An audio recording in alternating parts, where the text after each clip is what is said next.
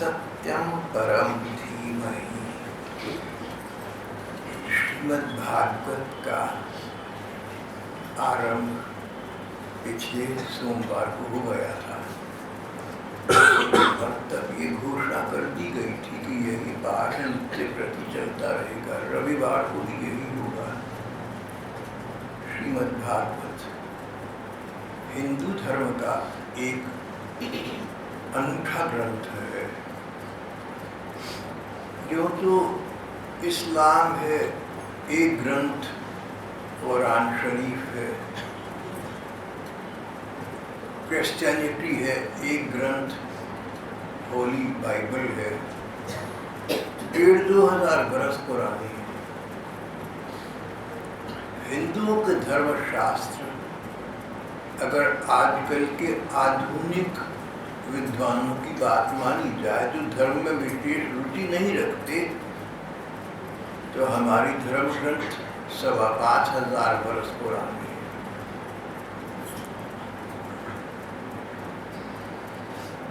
इसमें कोई अपवाद नहीं है, इसमें कोई दो मत नहीं है। और अगर हिंदू धर्मज्ञों की बात पर जाएं तो लाखों वर्ष पुरानी है। जब सृष्टि का आरंभ हुआ कम से कम तब से धर्म चला आ रहा है। परिणाम ये हुआ कि 1500 बरस के जन्मे धर्म एक एक पुस्तक उनके पास है, लेकिन जिसको लाखों वर्ष हो गए उसके पास तो हजारों ग्रंथ हो जाएंगे। और सो ही हो गया। 4 वेद, 135 के लगभग उपनिषद,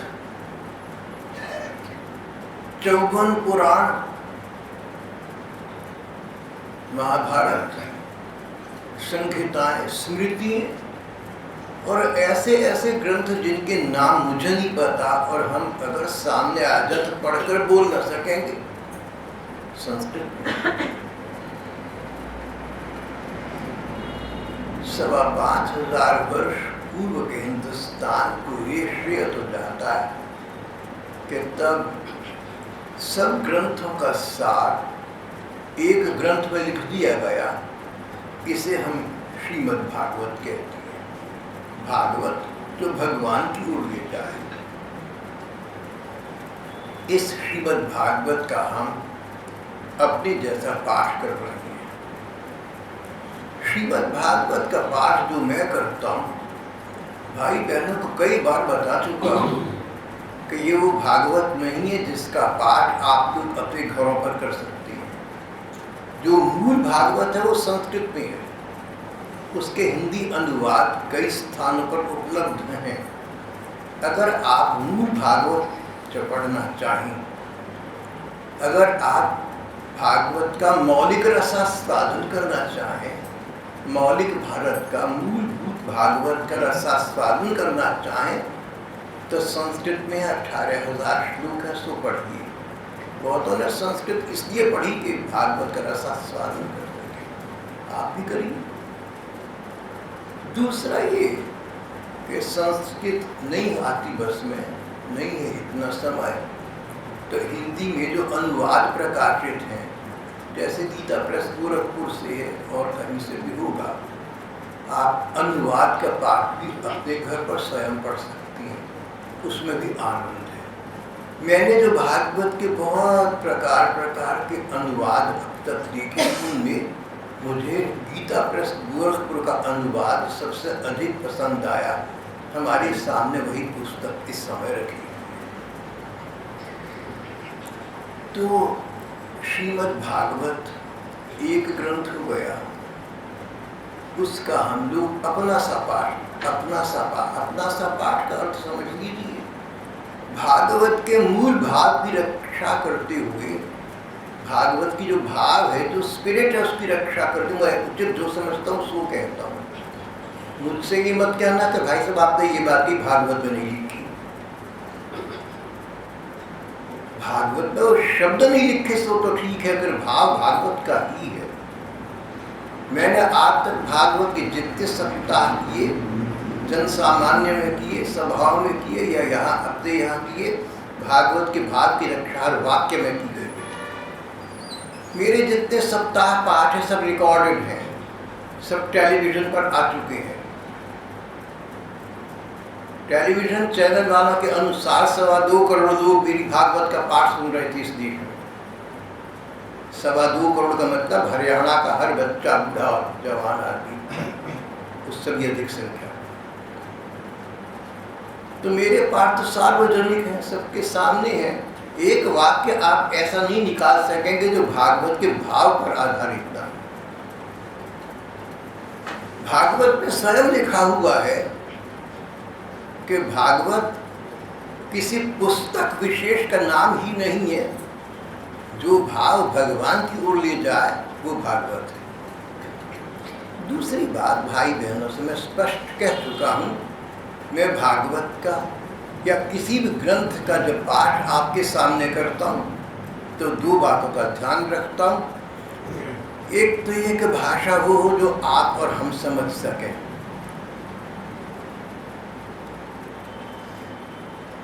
अगर आप लोग अगर कहीं ऐसा योग बने सन 70 की मेरे पाठ की कोई रिकॉर्डेड वार्ता आप सुने तो शुद्ध हिंदी में, ठेठ हिंदी में है। अब तो वो नहीं रहा, मैं बहुत आसान करके बोलता हूँ। कईयों ने कहा कि भाई सबकी बातें अच्छी लगती पर समझ में पूरी नहीं आती।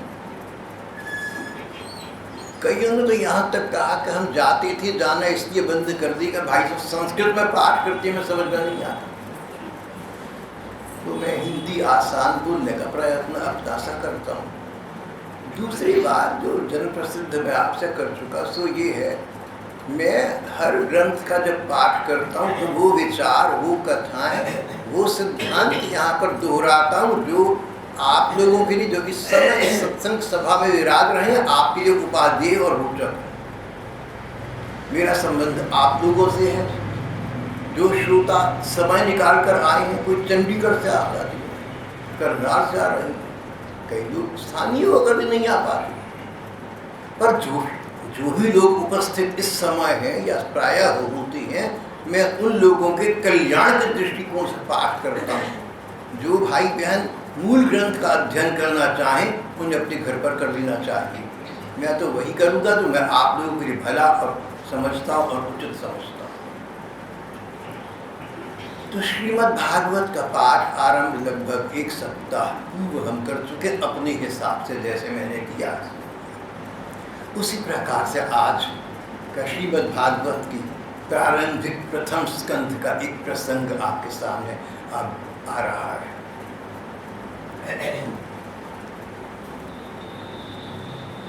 5,500 वर्ष पुरानी बात है। कौरव पांडवों के बीच युद्ध हुआ, इसे महाभारत युद्ध कहते हैं। महाभारत युद्ध बड़ा भीषण युद्ध था। कहते हैं महाभारत के युद्ध में लगभग 4 लाख रथ का प्रयोग करा गया, यानी इसमें योद्धा बैठे हुए थे। 13 लाख घुड़सवार थे, लगभग 4 लाख हाथी पर सवार थे, 40 लाख पैदल थे। इतने लोगों का संहार हो गया, रक्त की नदियां बह गई। Dogs of hell were left loose. विभीषिका, संत्रास, हाहाकार, क्रंदन रुदन ही रह गया। युद्ध में तो यही होगा। मैंने कहीं पढ़ा था कि दूसरा विश्व युद्ध हुआ सन 1939 से लेकर 44-45 तक। उसमें कितनी हानि हुई इस बात से अनुमान लगाएं कि यूरोप में जितनी इमारतें हैं, यूरोप के सभी मुल्कों में जितनी इमारतें हैं सबको डिमोलिश करके ढा दें, गिरा दें, फिर नई मकान बनाएं। तब जो खर्चा होगा उतना खर्चा दूसरे विश्व युद्ध पर हुआ था। युद्ध की विभीषिकाएं बहुत प्रचंड है, इसलिए युद्ध करने का काम तभी होना चाहिए जब कोई इसका विकल्प न हो, जब युद्ध न करने से अधर्म अधिक बढ़ता हो, पाप अधिक बढ़ते हैं, भ्रष्टाचार अत्याचार अधिक बढ़ते हो, तब युद्ध हो। इसे कहेंगे चूजिंग द लेसर इविल। दोनों बातें खराब हैं, लेकिन चलो बड़ी खराबी को रोकने छोटी खराबी करनी पड़ेगी।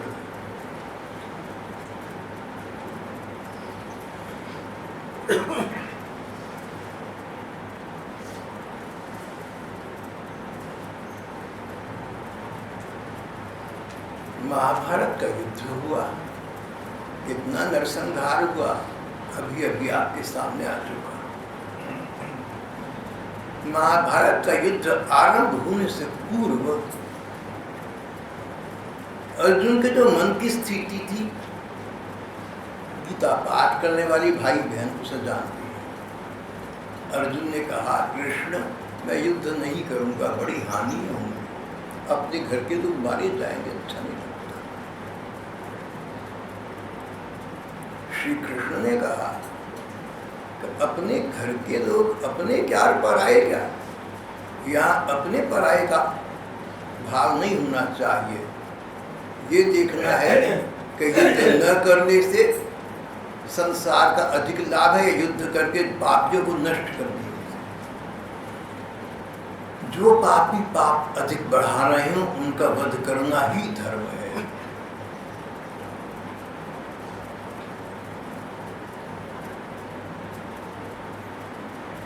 और ये बात अर्जुन की समझ में आ गई थी।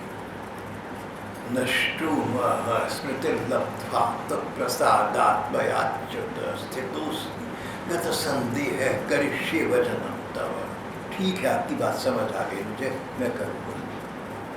18 दिन पहले, युद्ध से पहले अर्जुन ने ये कहा।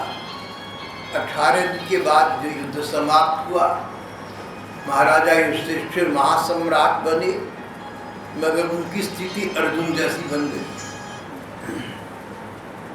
रोने बैठ गए, चेहरा उतर गया, विषण्ण वदन।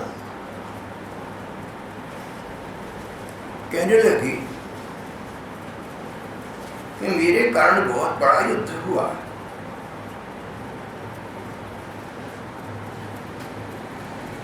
मुझ दुरात्मा के हृदय में उत्पन्न हुए अज्ञान तो देखो। इतनी विभीषिका, युद्ध का इतना संत्रास इसलिए कि मैं महाराजा धीराज बनता हूं, मैं बादशाह बनता हूं। ये बात ठीक नहीं थी। युधिष्ठिर ने ऐसा क्यों सोचा? धर्मराज थी, धर्म प्राण थी, दूसरे का दोष नहीं देखते थे, अपना देखते थे। युद्ध तो धर्म की स्थापना के लिए हुआ था। राजा युधिष्ठिर बने तो अलग बात है, और कोई बनता। सुख हो या दुख हो, जिसको जो होना है सो तो होना है, इसमें कोई बालक बन जाए तो अलग बात है।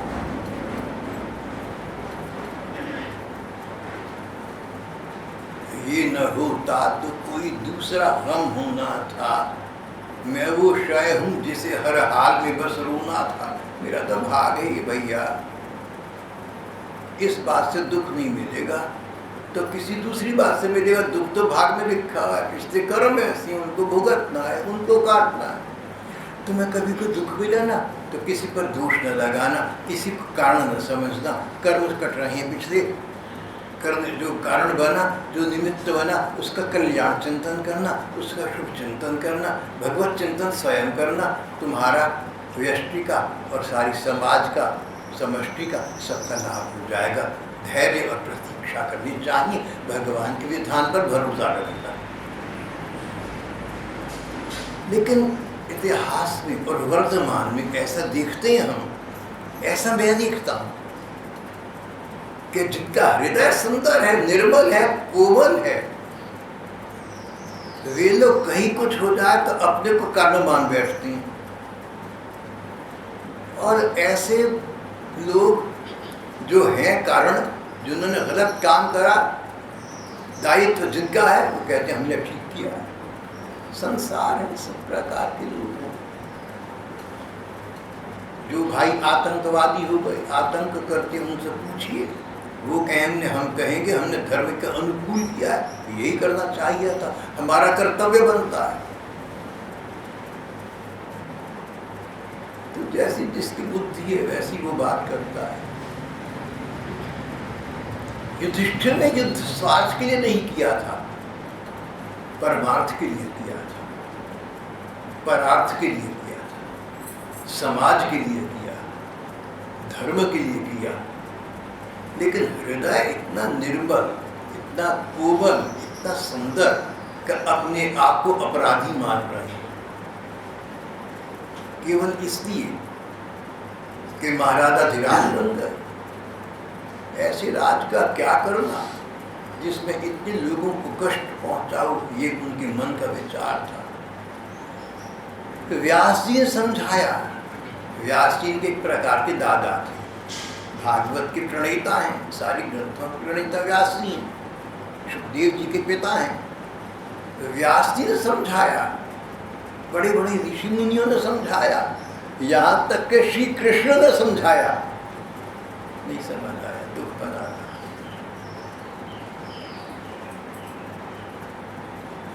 श्री भगवान ने सोचा कि जिन लोगों ने युधिष्ठिर को समझाया, ये सब लोग पांडव पक्ष के लोग माने गए, ये शत्रु पक्ष के तो नहीं है। भैया तुम्हारी बात की प्रतिपुष्टि तब होती है, संपुष्टि तब होती है जब तुम्हारा विरोधी भी कहे कि तुम ठीक कह रहे हो। जब विपक्षी तुम्हारी बात को माने तो सर्वमान्य हो गई बात। पांडव पक्ष के बड़े बड़े अधिकारी समाप्त, दोबारा कहूंगा, कौरव पक्ष के सैनिक और बड़े बड़े अधिकारी सभी समाप्त हो चुके थे। एक शेष थे, भीष्म पितामह, पितामह दादा भीष्म। ऐसी प्रतिज्ञा करें जिसको पालन करके मानेंगे, चाहे जीवन देना पड़ जाए। पितामह भीष्म अभी जीवित थे, इसलिए कि कब मरना है ये उनके हाथ में था।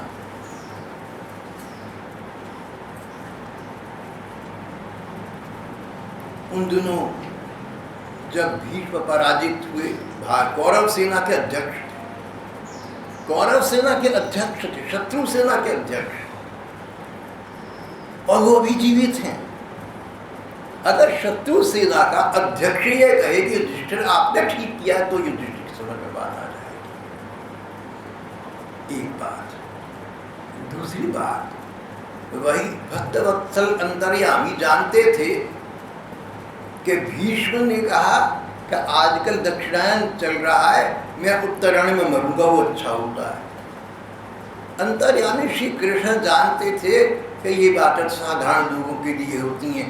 भीष्म ने तब मरना स्वीकार इसलिए नहीं किया था कि युद्ध चल रहा था, मैं कृष्ण व्यस्त था, और ये अवकाश के क्षणों में, विश्राम के क्षणों में मेरा मुखड़ा दर्शन करना चाहते थे, इसलिए रोके बैठे हैं। अगर आज जाके मैं उनसे मिलूंगा तो अपने शरीर उसके बाद त्याग देंगे। अंतर्यामी कृष्ण जानते थे। अंतर्यामी तुम्हारे मन की बात को जानते हैं।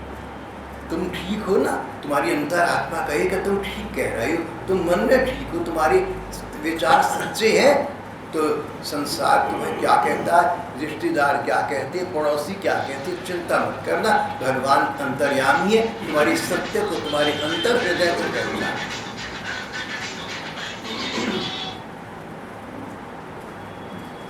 अपने गिरिबान में झांक कर देखो। मैंने बताया था एक बार ऐसा संयोग होता है, ऐसा कठिनाई से ही होता है, ऐसे नक्षत्र बहुत कम मिलते हैं जब मेरे साथ ऐसा हो।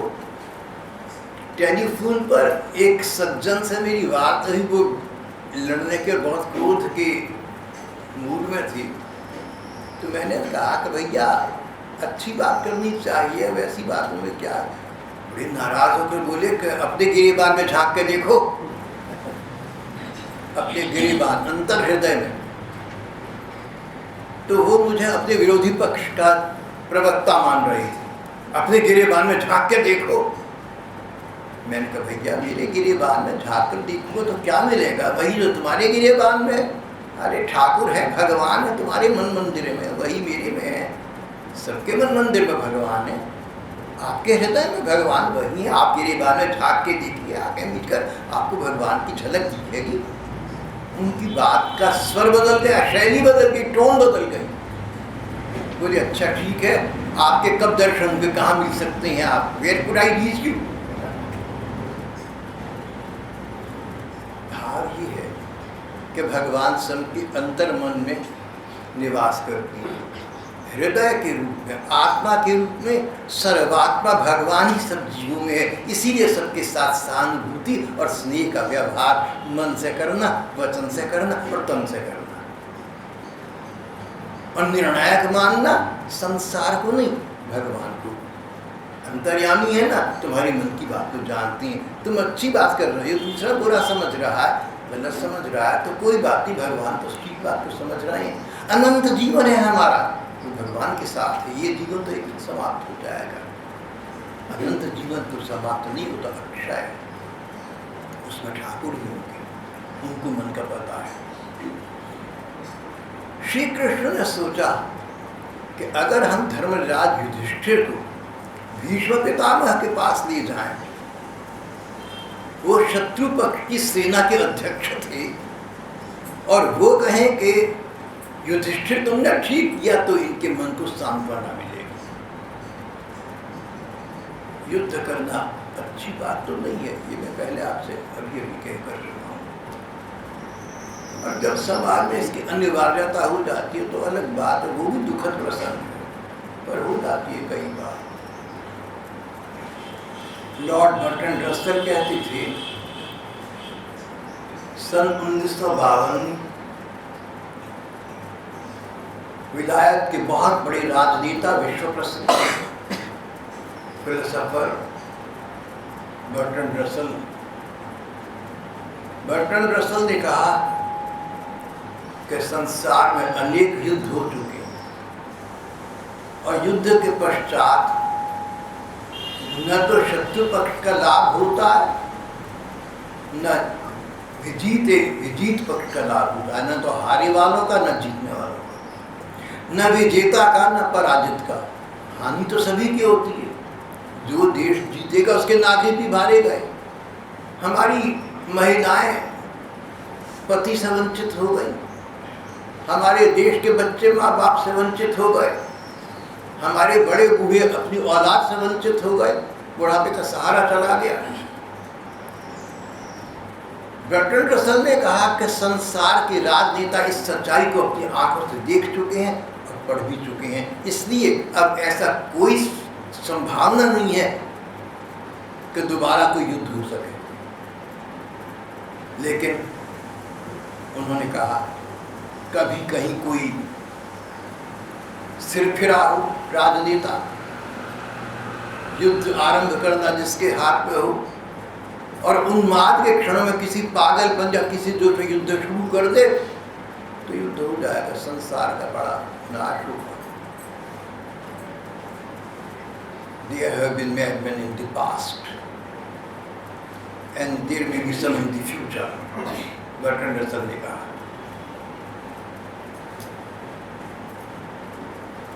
वही स्थिति आज भी है।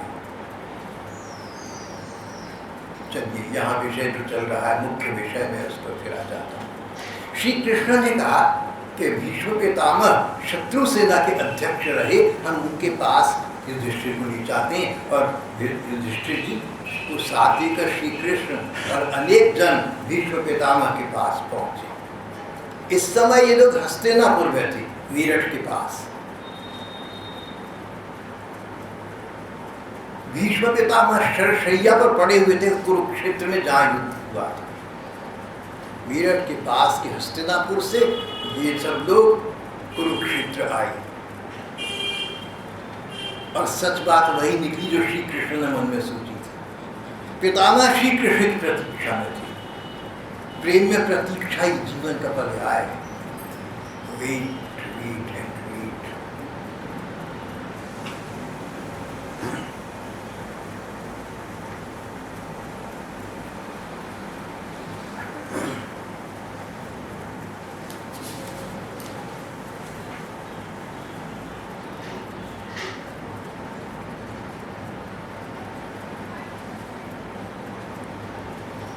भीष्म पितामह के पास पहुंचे पांडव लोग।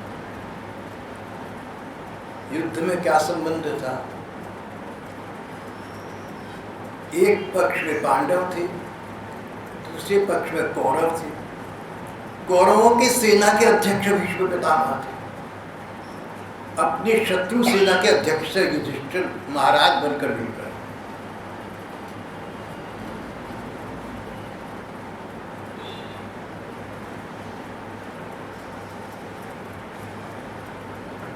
हमारे एक बहुत बड़े मित्र देश, लेकिन बड़े सशक्त राष्ट्र ने किसी दूसरे राष्ट्र पर आक्रमण किया और वहां के अधिनायक को, वहां के तानाशाह को पकड़ा। युद्ध के बाद उसको मृत्यु का दंड दिया। विजेता राष्ट्र के राष्ट्रपति पराजित अधिनायक से कभी नहीं मिले। सम्मान क्यों मिलेगी?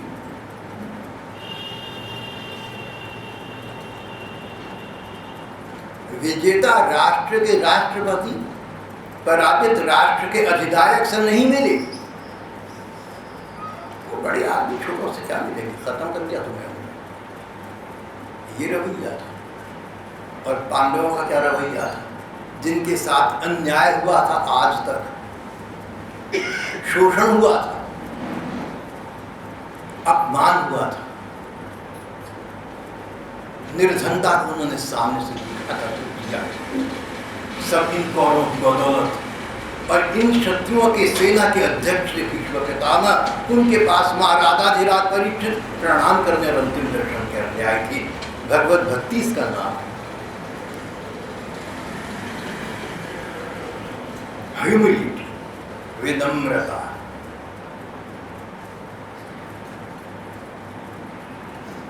विद्या ददाति विनय। ज्ञान वही है जिसमें ज्ञान का अभिमान न हो। विजय वही है जहां पराजित के प्रति मानवता का व्यवहार। मुझे इतिहास का विशेष ज्ञान नहीं है, पर शायद बचपन में कहानी, एक इतिहास की कथा पढ़ी थी। सिकंदर और सेल्यूकस का युद्ध हुआ। सिकंदर जीत गए, सेल्यूकस हार गए। सिकंदर ने सेल्यूकस से कहा, तुम्हारे साथ अब क्या व्यवहार करा जाए? दुश्मन बधा हुआ सामने खड़ा, जिसने मेरे साथ मुझे मारने की युद्ध किया, अब तुम्हारे साथ क्या बर्ताव करा जाए? सेल्यूकस ने कहा, जो एक राजा दूसरे राजा के साथ करता है। सिकंदर बुद्धिमान था, विवेकवान था, बोला ठीक है कुछ छोड़ो। आज तो वो स्थिति नहीं है। लेकिन धर्मराज युधिष्ठिर, जहां तक सागर है वहां तक की पृथ्वी के अधिपति धर्मराज युधिष्ठिर, शत्रु पक्ष के सेनाध्यक्ष को अंतिम दर्शन करने, प्रणाम करने के लिए श्री कृष्ण के साथ पहुंचे। चरित्र, कैरेक्टर अपना अपना होता है। दूसरे का चरित्र गिरता भी हो ना, तुम अपना मत गिराना। दूसरा स्वभाव से बिगड़कर बात करे, तुम स्वभाव को सुधारी रखो।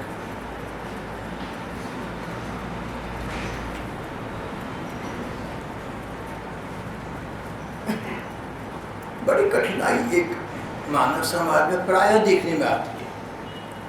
5,500 वर्ष पहले भी अगर माने तो भीष्म पितामह से लेकर आज तक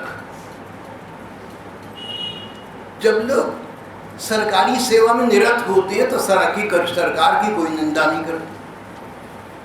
सरकार के हुक्म की तामील करते हैं, हाँ में हाँ मिलकर तत्काल लेते हैं महीने। और जहाँ सेवा निवृत्त हुए सरकारी कमियां दिखने लगी, उसकी आलोचना आरंभ हो गई। भीष्म पितामह शत्रु सेना के अध्यक्ष बने थे, अब सब समाप्त हो गया। विजेता पांडव उन्हें प्रणाम करने आए हैं, बोले युद्ध ठीक हुआ, पांडवों बच्चों, तुमने बहुत अन्याय सहा, सारी सहानुभूति पांडवों के साथ।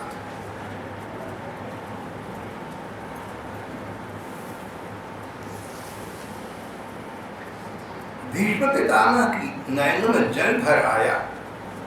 हाय हाय, धर्मपुत्रों पांडवों, बड़े अन्याय की बात है, बड़े कष्ट की बात है कि तुम लोगों को धर्म का साथ देने के बावजूद इतने कष्ट के साथ जीना पड़ा। तुम इसके योग्य नहीं थे। तुम्हारे पिता की मृत्यु के समय तुम्हारी अवस्था बहुत छोटी थी, तुम बच्चे थे। उन दिनों तुम लोगों के तुम्हारी माँ को और साथ साथ तुम बहुत बार कष्ट सहनी पड़ी। लेकिन देखो, जिस प्रकार बादल वायु के नियंत्रण में होते हैं, जहाँ हवा ले जाए बादल चला जाता है बेचारा, इसी प्रकार से हर मनुष्य भाग्य के हाथ की कठपुतली है, भाग्य को नचा रहा है। सबई नचावत राम गोसाई, यानी कर्म पूर्व करो।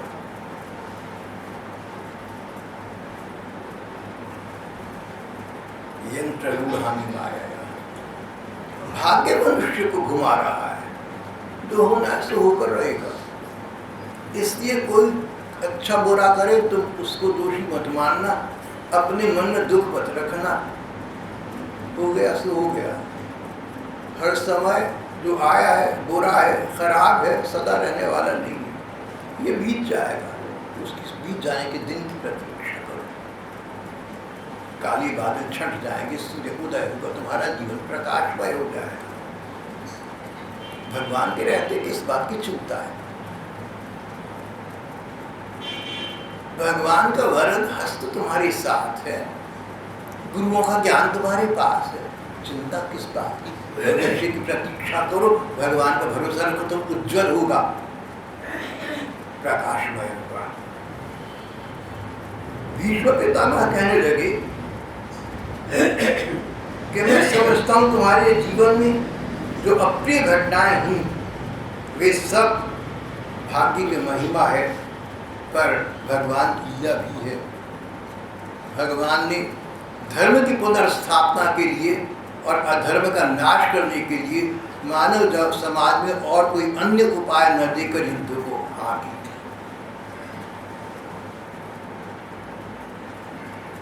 नहीं तो जहां साक्षात राजा युधिष्ठिर हो, गदाधारी भीमसेन जैसे वीर धनुधारी अर्जुन, स्वयं श्री कृष्ण जिनके पक्ष में हो, वहां विपत्ति की संभावना भी क्या थी? तो युधिष्ठिर तुम बच्चों ने, युधिष्ठिर आदि पांडव पितामह के लगभग पोती थी।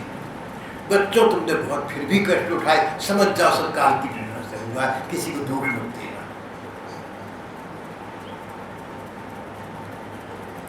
जब महाभारत का युद्ध चल रहा था या होने वाला था, उस समय भी भीष्म पितामह के मन में ये था कि हम हार जाएं कौरव पक्षी और पांडव जीतना है विपक्षी, तब भी मन में ये था। पर इतना नैतिक साहस होना कि सरेआम हम सरकार को चुनौती देकर अलग हो जाए, भरी कष्ट उठाना पड़े, ये कारण था या कुछ और था?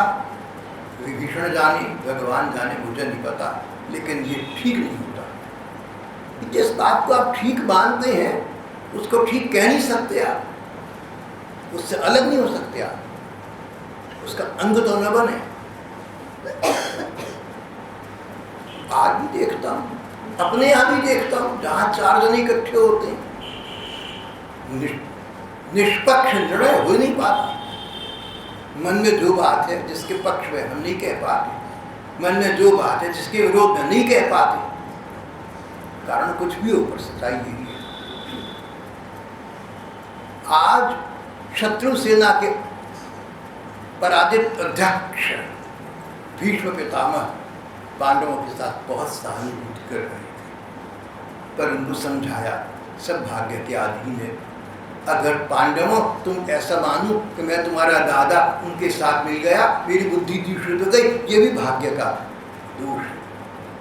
तुम किसी व्यक्ति को दोष मत देना, चाहे तुम स्वयं हो और चाहे हम हैं।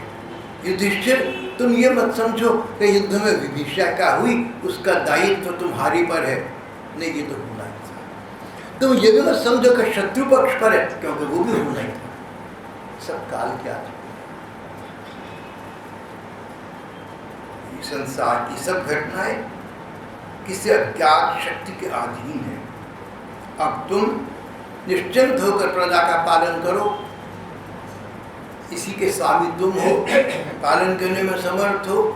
तुम्हारे राज्य में धर्म पनपेगा, धर्म पनपने से प्रजा का कल्याण होगा, आने वाली उदीयमान पीढ़ियों का कल्याण होगा। ये कहकर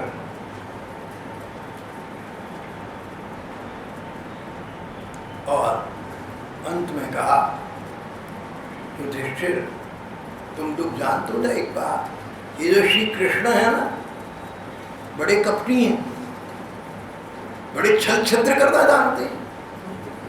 इससे बड़ा कपट क्या होगा कि परमात्मा होते हुए अपने को मनुष्य दिखा रहे हैं।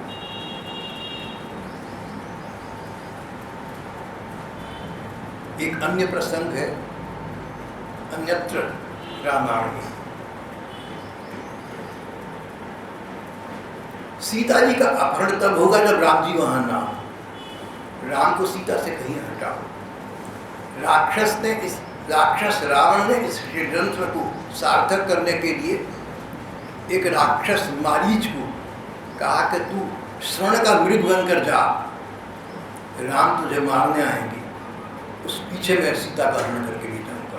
ये सब कथा आप जानते हैं। जब राम जी मृग के रूप में वो राक्षस इस समय मृग हरण बना हुआ था, सामने हुए तो उस मृग ने अपनी दोनों आंखें भगवान राम के नयनों में डाल दी, परमात्मा के आंखों में आंख डालना। तुम्हारी नयन है ना, अपने नयनों को भगवान के नयनों में डालना। नयनों से संसार देखा तो क्या देखा, ये तो सबको दिखता रहता है, लेकिन कभी कभी तो तुम अपने नयनों को श्री कृष्ण के नयनों में झांक कर देखना, क्या है तुम्हारी प्रति, उनकी तुम्हारी भावनाएं उन श्री कृष्ण के नयनों को तुम्हारी प्रति सौहार्द स्नेह बता देंगे। मारीच नाम का राक्षस हरण बना हुआ था, उसने राम जी की ओर देखा, राम जी के नयन में नयन डालकर देखा। राम जी ने कहा, मारीच क्या देख रहे हो, मैं जानता हूं कि तुम राक्षस हो और कपट से रूप बनाकर आए हो, उसी का दंड देने तुम्हें आया हूं। बोले प्रभु दंड देने, आप क्या कह रहे हैं? पहली बात तो ये कि मैं कपटी हूं, मेरा ये पाप हो गया, और आप कपटी नहीं हो, भगवान है और मनुष्य का ग्रहण करके वनवास में घूम रहे हैं जैसे साधारण व्यक्ति। राम जी देखते रह निरुत्तर हो गए। वक्ताओं में श्रेष्ठ शिरोमणि श्री राम जी एक हरण के प्रश्न का उत्तर न दे सके, बोले तुम भी तो कपटी हो, वो भगवान लीला मनुष्य की कर रहे हो। तो मैं राक्षस था, मैं मृग बन गया, मैंने क्या विशेष कपट कर दिया? और रही ये बात कि इसलिए तुम मुझे मारोगे, मैं तो मृग बना ही इसलिए था कि तुम परमात्मा के हाथों से मृत्यु प्राप्त करके तुम्हें प्राप्त करूं। जो हुआ वो कथा संभाल। भीष्म पितामह कहने लगे कि युधिष्ठिर तुम लोग इस बात को कभी मत भूलना कि जिन श्री कृष्ण को तुम अपना भाई, अपना मित्र, अपना संबंधी इत्यादि समझते हो, हैं ये परमात्मा। भले स्नेह में हमें प्रियजनों का ऐश्वर्य याद नहीं रहता, माँ को ये कहाँ याद रहता कि मेरा बेटा डीसी लगा हुआ है, लेकिन है तो डीसी।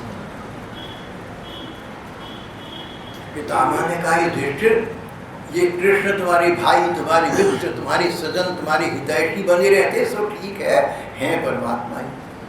और आज इन परमात्मा श्री कृष्ण का कृपा प्रसाद प्राप्त करने के लिए अंतमति सो गति मैं इसीलिए प्रतीक्षा कर रहा था, तुम्हारे बहाने से सही ये यहाँ आए, मेरे नयनों का विषय बने और मैं इस शरीर को त्याग दूं। शरीर तो किसी मनुष्य का कभी होता भी नहीं।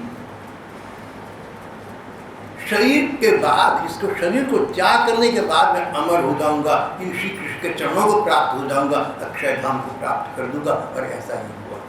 देखते देखते श्री कृष्ण प्रणाम करते, पितामह भीष्म ने अपनी इच्छा से अपने प्राणों को योग की अग्नि में विसर्जित कर दिया। निर्जीव शरीर पड़ा रह गया। पांडवों ने उसका अंतिम संस्कार किया।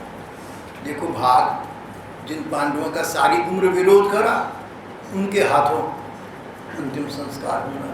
उन्होंने सम्मान के साथ अंतिम संस्कार किया और उसके पश्चात सुख दुख को हृदय में लिए सब लोग, लेकिन श्री कृष्ण का स्मरण करते हुए अपने अपने स्थानों को चले गए।